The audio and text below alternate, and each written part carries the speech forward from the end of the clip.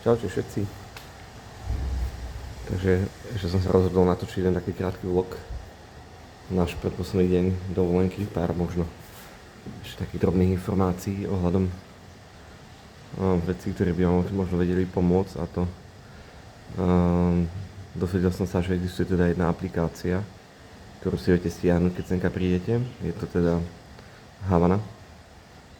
Je to aj na tejto kartičke, takže Havana Hotels sa to volá, takže v obchod Play by si to tiež mali nájsť, takže prípadne keď prídete, viete si to zoskenovať sem, ale je to cez takú externú potom aplikáciu, takže cez Havana Hotels, cez obchod Play si to nájdete a tam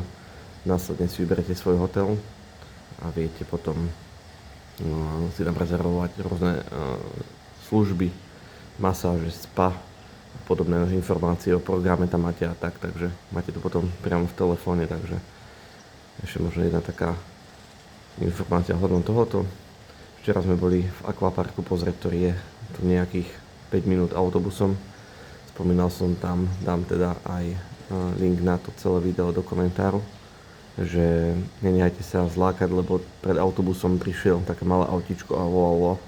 ľudí teda, že ide do akvaparku, že to je externá firma, myslím, že TUI označenie, také malé autíčko, myslím červené, a je to potom spoplatnené. Ak teda nechcete platiť niečo navyše, tak počkajte radšej na autobus oficiálne a nie teda s týmito prepravcami, lebo by vám potom účtovali takisto, aj keď sme išli späť z akvaparku, tak nám núkali odvoz, ale treba počkať, ten autobus chodí raz za hodinu, spred klubu vždy ide 10, 11, 10, 12, 10 a tak ďalej,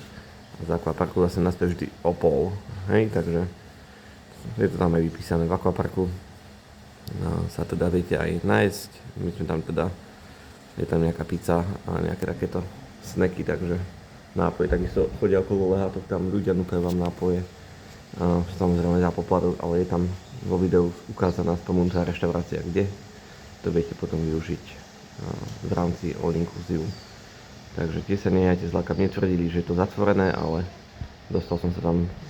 cez informáciu na recepcii, takže určite teda si to pozrite, ak sa chystáte do akvaparku, je to dosť taká užitočná informácia. Čo sa týka, nespomínal som ešte, čo sa týka minibarov, tie sú doplnené denne, nealko nápojmi, Pepsi, 7up a nejaká soda, tam je pivo, takže to vám doplňajú denne, vodu, ak chcete, som spomínal aj predtým, ak vám dojde aj zuby umývať a piť tú vodu len ich balenú, tak si buď viete cez nulu zavolať, alebo ísť na recepciu. Určite odporúčame nejaké tie výlety, bacha sú teda naceňované v omarských rialoch, čo je 2,5 až 4 eurá. Čo sme včera boli na nákupoch tej maríne, tak samozrejme tam platí ideálne kartou, lebo ten kurz, čo oni vám ponúkajú pri platbe eurami, je strašne nevýhodný. Kupovali sme trebárs dve také sladkosti pre deti domov a vlastne on chcel od nás za to 12 omarských riálov dokopy a to je vlastne nie, 8 4 a 4, 8 omarských riálov a chcel za to teda, že krát 3, že 24 euro, ale ja som zaplatil kartou a reálne nás to išlo 18, nejaké drobné, čiže vidíte na tej malej sume už aký by to bol rozdiel, takže určite by som volil, pokiaľ platbu na hoteli tá kartou, lebo aj pri takej malej sume bol rozdiel 20-25%, tak na rýchlo správne počítam, takže využívali sme množstvo tu už reštaurácií okolo, snažili sme sa teda prejsť rôzne teda na toho premium, to som ukazoval myslím v vlogu číslo 2, takže tam si môžete potom pozrieť, čo sa dá využiť, čo je v premium a tak. Určite si to viete zarezervovať v reštauráciách, či už Waze alebo vo Fanare je taká, kde som to spomínal, ukazoval myslím v prvom videu, že kde sa rezervujú reštaurácie. Poskúšajte, určite to stojí teda za to. Takže asi toľko možno tým informáciám. Nám sa to strašne páčilo, plánujeme sa sem možno v budúcnosti ešte vrátiť, takže nie je,